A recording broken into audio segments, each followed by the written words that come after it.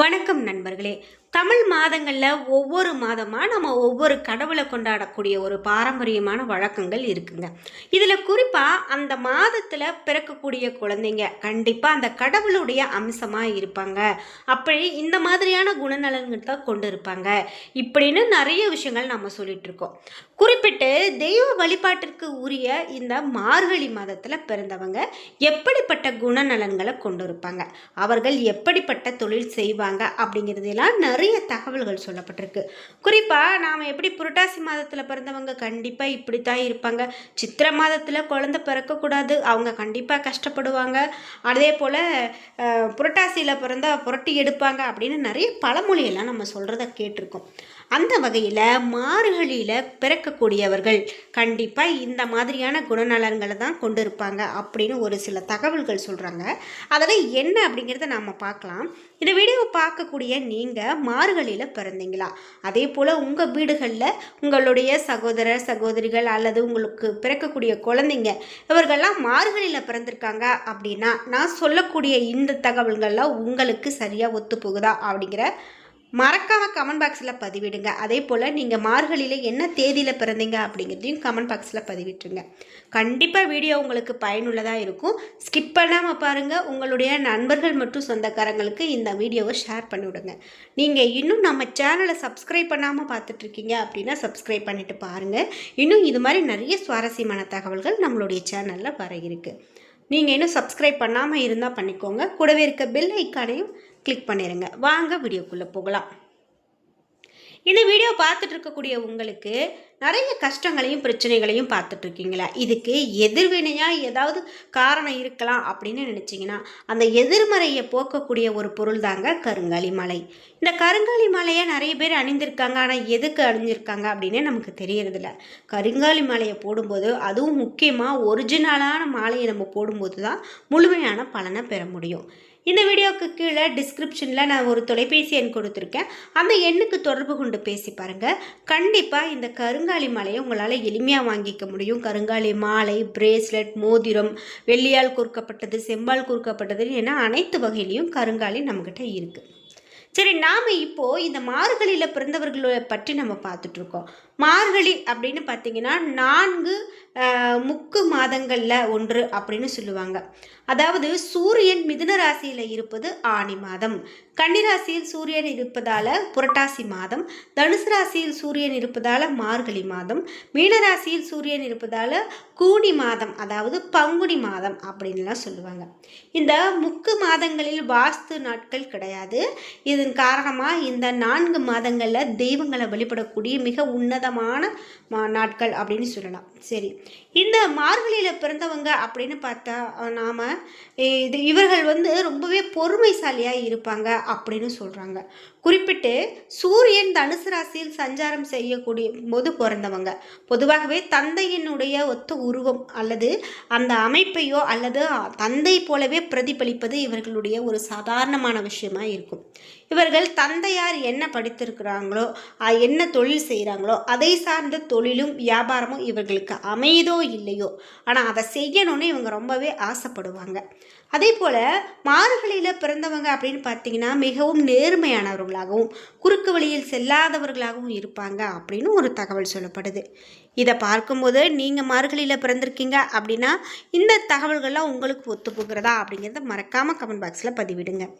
மார்கழி மாதம் பிறந்தவங்களுக்கு இயல்பாகவே முன்னோர்களுடைய ஆசி பெற்றவங்களாக இருப்பாங்க அப்படின்னு சொல்கிறாங்க. திருமணம் முடிந்த பிறகு இவர்களுடைய வாழ்க்கை அப்படின்னு பார்த்திங்கன்னா ரொம்ப ஏற்றமாக இருக்குமா. திருமணத்துக்கு முன்னாடி கஷ்டப்பட்டுட்டு இருக்காங்க அப்படின்னா இந்த திருமணத்துக்கு பிறகு மகிழ்ச்சியான நல்ல ஒரு வாழ்க்கையை பெற்றிருப்பாங்களாம். குழந்தைகளால் அதிர்ஷ்டம் அதிகரிக்கும் அப்படின்னும் இவர்களுக்கு சொல்லப்படுது.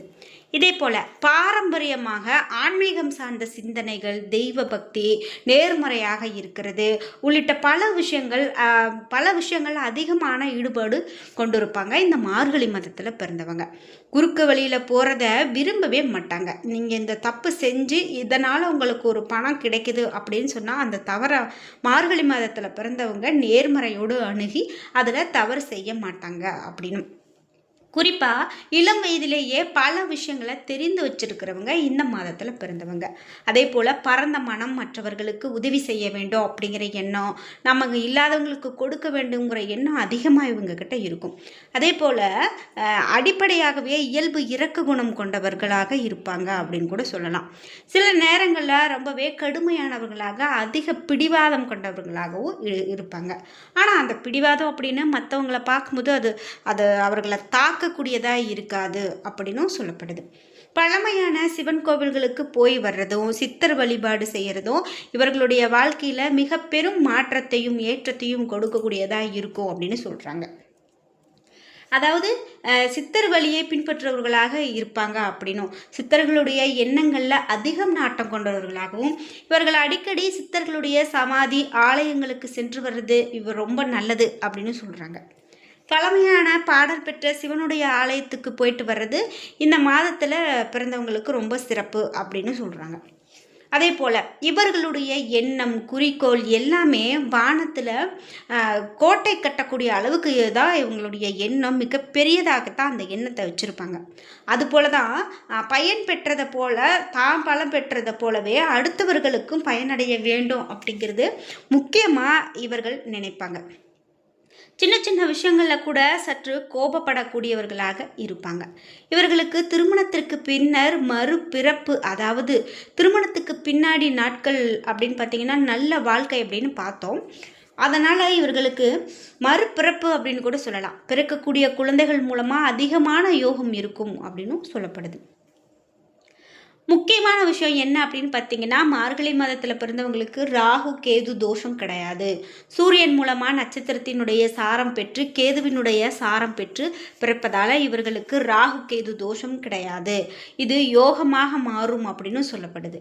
இவர்கள் சொல்ல வேண்டிய மந்திரங்கள், வழிபட வேண்டிய தெய்வங்கள் அப்படின்னு பார்த்தீங்கன்னா, விஷ்ணுவை வழிபாடு செய்கிறது ரொம்ப நல்லது. அந்த ஏழுமலையான் வழிபாடு இவர்களுக்கு ரொம்ப சிறப்பான பலனை பெற்றுக் கொடுக்கும். அதே போல் இவர்கள் முக்கியமாக குருவினுடைய அதி தேவதை பிரம்மா அப்படின்னு சொல்லலாம். அதனால் பிரம்மாவினுடைய வழிபாடு செய்யலாம். பிரம்மா வழிபாடுன்னு பார்த்தீங்கன்னா முக்கியமாக திருப்பட்டூரில் இருக்கக்கூடிய பிரம்மபுரீஸ்வரர் கோவிலுக்கு சென்று வந்தாங்க அப்படின்னா மிக யோகமானதாக, வாழ்க்கையில் வரக்கூடிய கஷ்டங்களை எளிதாக வென்றெடுத்து வர்றவங்களாக இவங்க இருப்பாங்க. அதே போல் திருச்செந்தூர் அல்லது பழனி சென்று வருவது மிக நல்ல யோகமான பலன்களை இவர்களுக்கு பெற்றுக் கொடுக்கும் அப்படின்னு சொல்கிறதால, மார்கழியில் பிறந்திருக்கீங்க அப்படின்னா கண்டிப்பாக நீங்களும் திருச்செந்தூர், பழனி, திருப்பட்டூர் இந்த கோவிலுக்கு அடிக்கடி போயிட்டு வழிபாடு செய்யுங்க. கண்டிப்பாக அதனால் உங்களுக்கு நல்லதொரு பலன்கள் அதிகமாக கிடைக்கும். குறிப்பாக சூரியன் எந்த கிரகத்தோடு இணைந்திருந்தாலும் சூரியனுடைய ஆதிக்கத்தால் அந்த கிரகத்தின் பலன் முழுவதுமாக கிடைக்க முடியாமல் போகலாம். அதே நேரம் சூரியன் குருவோடு இணையும் போது மட்டும் சுப சேர்க்கையாக 2 கிரகத்தின் பலனும் அதிகரிக்கும். எனவே மார்கழி மாதத்தில் பிறந்தவங்க இயல்பாகவே முன்னோர்களுடைய ஆசியை பெற்றிருப்பாங்க அப்படின்னு சொல்கிறாங்க. முக்கியமாக பழமை வாய்ந்த சிவன் கோவிலுக்கு போய் வழிபாடு செய்கிறது இவர்களுக்கு ரொம்ப நல்லது அப்படின்னு சொல்கிறாங்க. அது மட்டும் இல்லாமல் இவர்களுக்கு குழந்தைகளால் அதிர்ஷ்டம் வரும் அப்படின்னு சொல்லலாம். அதே போல் குழந்தைகளுக்கு இவர்களால் அதிர்ஷ்டமான ஒரு நிறைய விஷயங்கள் வரும் அப்படின்னு சொல்லலாம். அதே போல் நம்ம இந்த மாதத்தில் தான் குழந்தை பிறந்தால் நல்லது, மற்ற மாதங்களெல்லாம் பிறக்கிறது தவறு, பிறக்கக்கூடாது, அவங்க கஷ்டப்படுவாங்க அப்படிலாம் கிடையாது. எல்லா மாதங்களும் எல்லா நாட்களுமே நன்மையானது தான். குறிப்பாக இந்த மாதிரி தனி சிறப்போடு இருக்கக்கூடிய மாதங்களில் குறிப்பிட்ட ராசி நட்சத்திரத்தோடு பிறக்கக்கூடியவங்களுக்கு இன்னும் கூடுதலான அதிகபட்சமான ஒரு ஆன்மீகத்தில் ஈடுபாடு, நன்மையான பலன்கள் இவையெல்லாம் இருக்கிறதுக்கான வாய்ப்பு இருக்குது அப்படின்னு வேணால் சொல்லிக்கலாம். நீங்கள் என்ன மாதத்தில் பிறந்தீங்க அப்படிங்கிற உங்களுடைய கருத்தை மறக்காமல் கமெண்ட் பாக்ஸில் பதிவிடுங்க. குறிப்பாக உங்கள் வீடுகளில் என்ன மாதத்தில் பிறந்திருக்காங்க, இந்த வீடியோவில் நான் சொல்லியிருக்கக்கூடிய இந்த குணாதிசயங்கள் இவையெல்லாம் உங்களுக்கும் ஒத்துப்போகிறதா அப்படிங்கிறத மறக்காமல் கமெண்ட் பாக்ஸில் சொல்லிவிடுங்க. அதே போல் இந்த மாதத்தில் பிறந்தவங்களுக்கு அதிர்ஷ்டமான எண் 3. நல்ல ஒரு நிறம், உங்களுக்கு அதிர்ஷ்டம் தரக்கூடிய நிறம் மஞ்சள், அதே போல் பொன்னிறம் நல தரக்கூடிய நிறங்கள் அப்படின்னு சொல்லப்படுது. அதனால் மஞ்சளும் பொன்னிறமும் உங்களுக்கு ரொம்பவே நல்லது அப்படின்னு சொல்கிறாங்க. இவங்களுக்கு வந்து சின்ன வயசில் வந்து தண்ணி கண்டமும், நடு வயசில் வாகன கண்டமும், வாகனங்களை வேகமாக ஓட்டக்கூடிய ஆற்றலுடையவங்களாகவும், உயிரை துச்சமாக மதிப்பவர்களாகவும் இருப்பாங்க.